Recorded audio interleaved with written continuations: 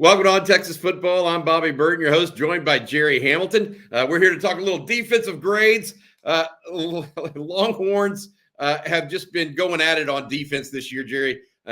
Louisiana Monroe did not change that any whatsoever. The Warhawks had one sustained drive on the entire day, had another blocked field goal after an interception, but otherwise, Texas absolutely stifled ULM. Yeah, so these are the stats off texassports.com from the box score. So let's throw these out to start. 13 possessions for ULM, 9 result in three and outs or turnovers. That was 3 possessions with negative yards in the game. Second half, they ran 18 plays for 7 yards. They had negative 4 yards in the third quarter alone. They had 7 total first downs, all of which came in the first half, right? So 50 plays for 111 yards total, 2.2 per play, 25 rushes, 57 yards total in the game. So it was, look, they're not, we said going into this game, it's not a good offensive team. They didn't have 300 yards against UAB, but what does Texas do? They come out and shut them totally down and stifle them. Like you said, they had one drive over 30 yards the entire game. One drive. That was a 13-play, 58-yard drive. After that, 6 plays, 27 yards of their second longest drive. So Texas came out and did what they needed to do, and that was totally dominate an opponent they should dominate, and that's a good thing to see for Texas fans.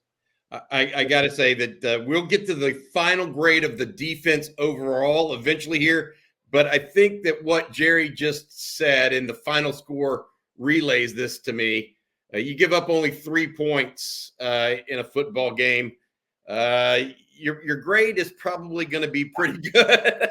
Let's start with the defensive line, though, like we always do, Gerry, and go position by position here. I thought a number of players had good games on Saturday night, one of which clearly, in my opinion, was Barron Sorrell, a young man out of New Orleans. When he was in the game, literally there was no running from ULM whatsoever. He was out of the game when they mounted that one drive that they had.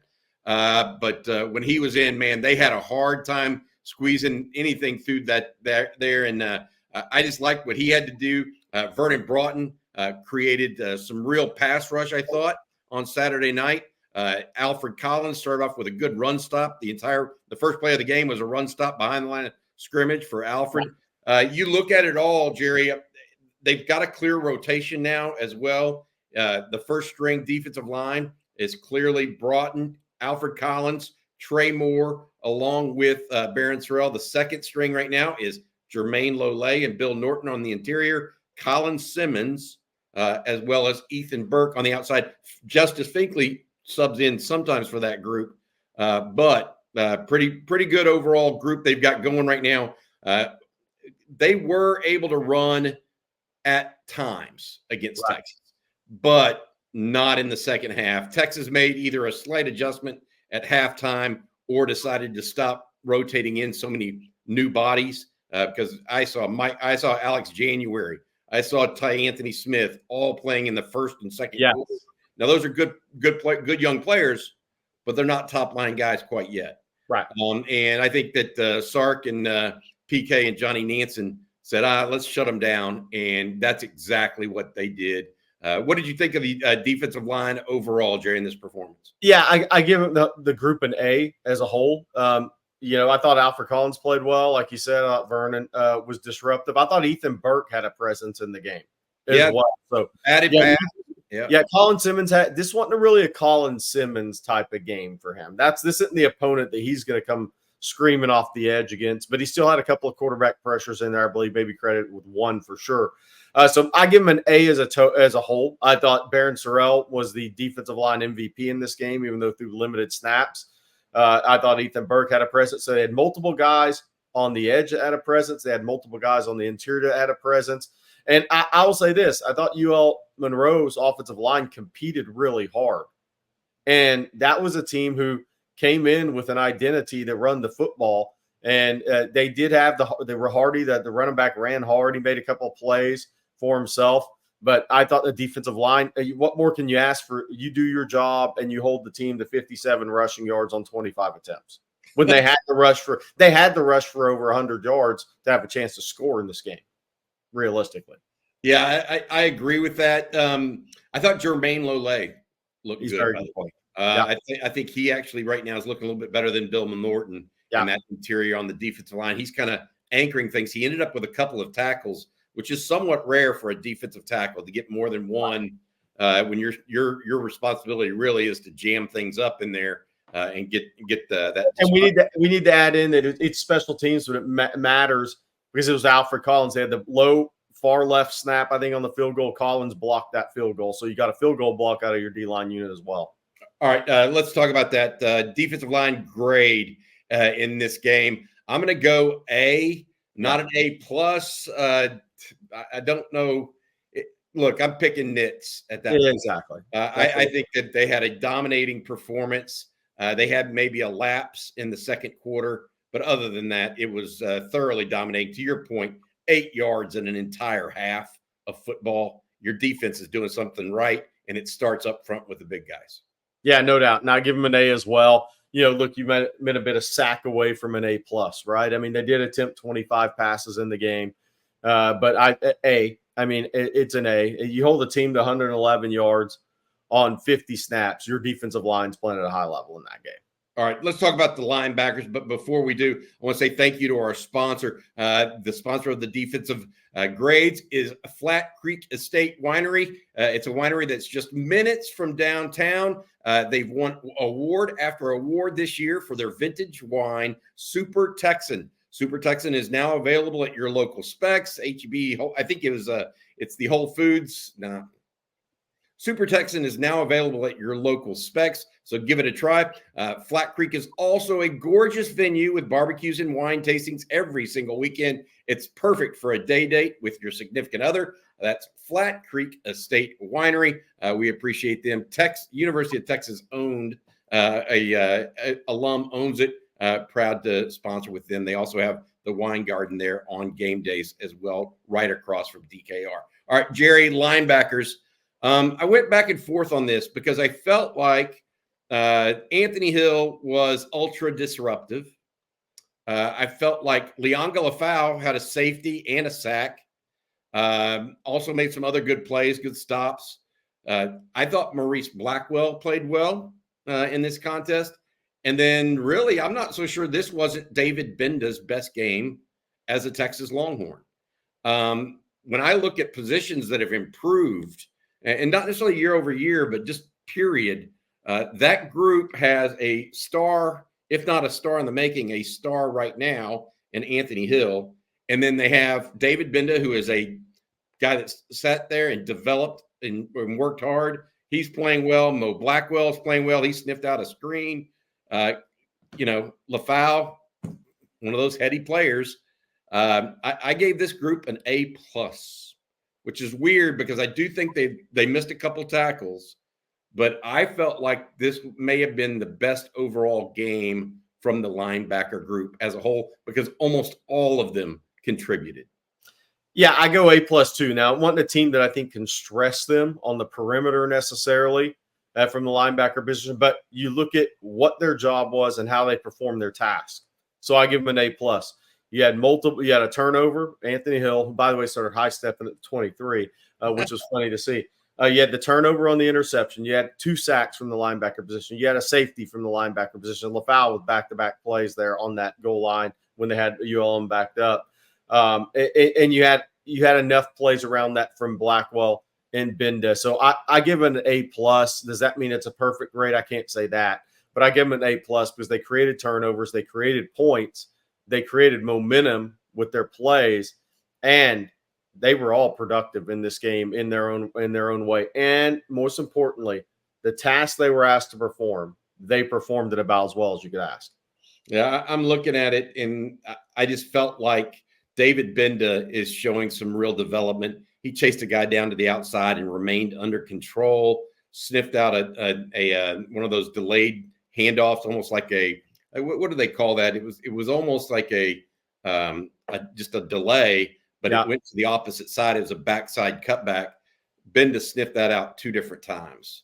And so that's being heady for a linebacker that is, had his issues, fill in the right gap at times. So that was pleasant to see. when the position has a good game is you'd probably arguably give Anthony Hill your defensive game MVP. Yeah. But LaFau had his best game as a Longhorn. I think Benda had a really good game. Yeah. So here's the one thing that's interesting about that game. LaFau is really good in between the hash marks as a linebacker. If you're playing a team that runs it, and it's a run-first identity, and it's a run-first identity inside the hash marks, he's going to play a lot this season, in my opinion. I think he may be Texas' best linebacker instinctively, naturally, playing the run in between the tackles, in between the hash marks. Well, that's good comment there because they are going to play more run-heavy teams, including starting this coming week with Mississippi State, who had a very poor offense of showing against Florida at home this past weekend, but did have some success running on the ground up the middle. With Kevon Lee, a big back. Yeah. Similar to the kid that they just saw this last weekend. Yep. Yeah, if I had to say anything about Mississippi State that they had a player to watch, it would be their running back. He's a good player. He could play for just about anybody in the country. He'll play in the NFL. All right, secondary. By the way, Jerry, this is a group. We say it almost every time, and I feel like I'm a broken record, but they are so much different than a year ago. Now, General Booty and the UL Monroe passing attack is not good. No. I mean, just straightforward, not good. That being said, they are tackling and getting guys to the ground. One of the things PK talked about this past year was creating more turnovers, but also getting guys to the ground so they didn't get a lot of yards after catch. There was only one receiver all day that got more than 5 yards after the catch, and that was the big tight end that went screaming down the middle on that one long drive. And now they blew a coverage on a route to the back at one point, but he stumbled and fell. My point being, the defense, the secondary right now, they're not just playing really well cohesively and together and all that stuff. They're actually tackling and getting guys to the ground right now. Yeah. And I in a game like this one where Texas was the clear favorite, you want to assert that, hey, you're here and you're solid and your foundation is good and smart. And I think that's what the secondary did. Yeah, and again, it's almost like the linebackers. The task they're asked to perform, they're performing extremely well. Jahdae Barron makes his plays every game. Makuba makes plays every game. Michael Taft makes plays every game. You never hear Manny Muhammad's name called. That's a good thing. That means he just got sticky coverage on guys. Yeah, he had a hell of a play on Saturday night. Yeah, I mean, he's just attached in coverage. So he hasn't got a PI. You're not talking about him. Oh, Muhammad was beat over the top. He's got to recover on a replay. You're not hearing any of that stuff. Now, through 4 games, Texas has played one offensive player at wide receiver, Torrey Horton, who was a high-level guy. Yeah. Just to be real. But, again, it's the task you're asked to perform. How are they executing that task on every given Saturday? Through this season, they've been tremendous. I'm going to go A+ for the secondary. Now, they weren't challenged. The quarterback couldn't challenge him. The wide receivers could not challenge him. It's going to be interesting to see when Texas's first challenge. Oklahoma's got injuries at wideout. I don't think it's this week against Mississippi State.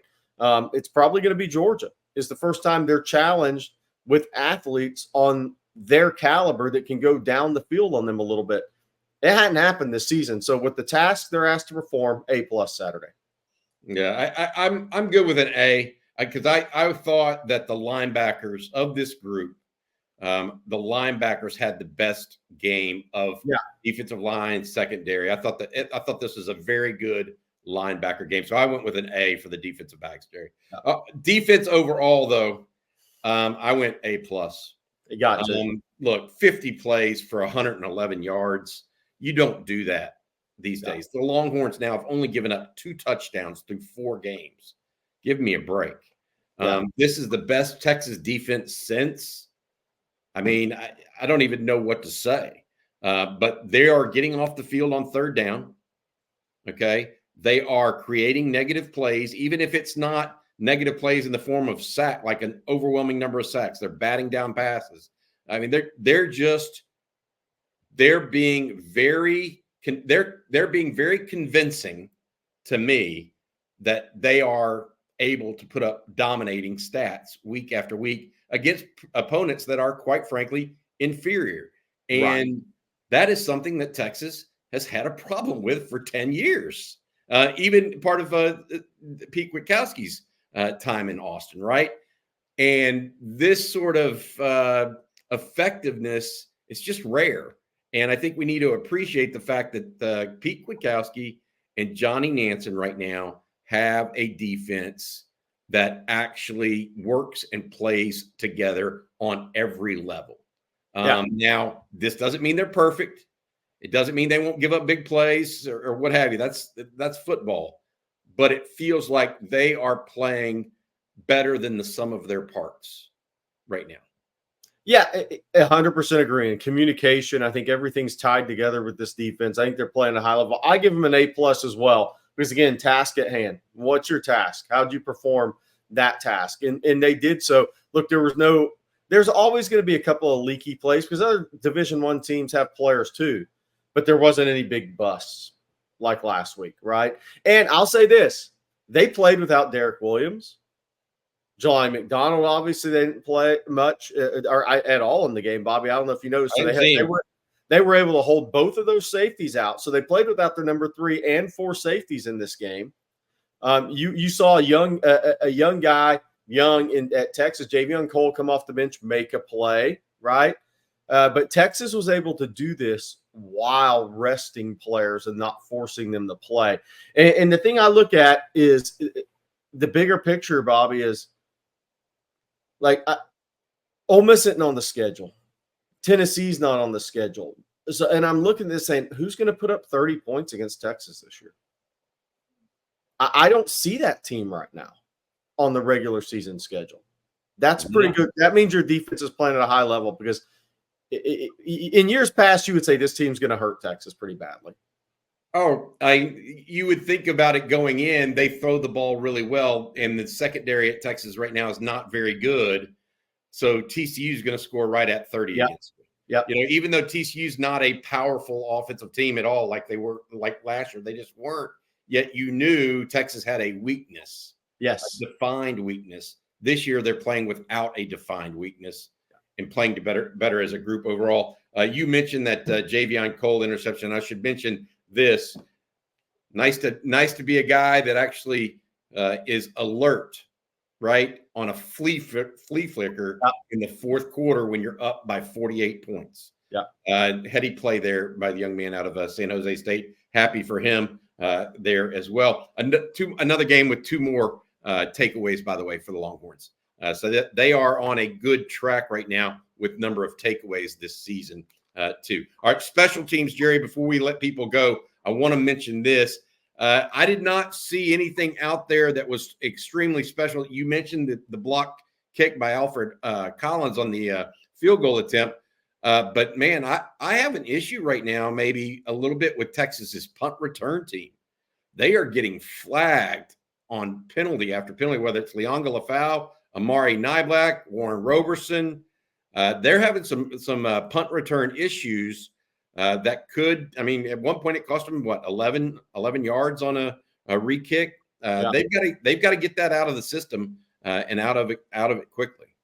Yeah, I totally agree. I mean, we are picking nits here, but that is an area that can improve as the season moves along. And in some game, when they get into the inevitable close game, which they haven't had this year, when they get into the inevitable close game, a penalty on punt return, it could take you from the 20 to the 10, and you're playing against a good defensive team. They get a 3 and out, and suddenly they have good field position against your defense. So it could rear its ugly head at some point this season. I also think what's interesting is, and I appreciate Silas Bolden's aggressiveness and fearlessness, but he does have to be careful. Yes, he does. He needs to be more careful a little bit, but he is fairly sure-handed. He made a walk-back catch above his face, or right at his face mask, Jerry. I was like, "Don't touch it," and there he went and did it, and he handled it. So hopefully we see more of Silas Bolden, by the way, and he gets a chance to actually show us what he can do, because Right now, I mean, Texas, I feel like Texas is getting a flag on every punt return. Not good with the holding down the field, trying to take care of that business. All right, Jerry, overall, Longhorns now, they've got Mississippi State coming up at 3:15 on this coming Saturday. We'll see how this Texas defense is able to challenge and perhaps overcome whatever the Bulldogs and Jeff Lebby, the new head coach at Mississippi State, throws at them. I'm thinking that right now Texas is probably I think they're one of the best defenses. I don't know if they're one of the best defenses in the country necessarily, but I would have no problem putting this defense in the top 25 in the country. Right, I agree. And based on where they came from, that's pretty strong. Now the offense with Quinn Ewers at the helm, I'd put in the top 10, right? Yes. And so you're starting to get what Sark calls that complementary football. And it's one effect helps another. And I don't think there's any doubt that Texas scoring so much helps make the opposing offenses one-dimensional. Yeah. And that is playing into Johnny Nansen and Pete Kwiatkowski's schemes and what they're trying to do each and every week. So, yes, I gave it an A+ to the offense, or excuse me, to the defense on Saturday night. But I also want to make sure that you give some overall credit, because the game's different when you're leading 28-0. In the middle of the second quarter. And look, the opening lines out for the Mississippi State game is 35.5. Who would have ever imagined Texas' first SEC game? They are 35.5 point favorite. That's crazy to even think about. Yeah, Texas has some weapons on offense and defense. I think that we talk about it a lot, but Anthony Hill, as I mentioned, he's becoming a real weapon. I think Colin Simmons is on the way to being that as well. It's going to take time and continued effort, and hopefully, as we see this year go through, we'll see what happens. All right, one last thing I want to say: thank you again to our friends over at Flat Creek Estate. Make sure you use this QR code here below. You can go straight to their website. They have this wine called Super Texan that is kind of flying off the shelves over at Specs. Make sure you get a chance and try it out. That's Super Texan by our friends at Flat Creek Estate. All right, Jerry, we'll be back tonight, 7 o'clock with the live stream. Me, you, and Rod Babers talking a little Longhorn football. For now, that'll do it for Jerry and myself. Everybody else out there, y'all have a good weekend. Have a good Sunday. Hook 'em.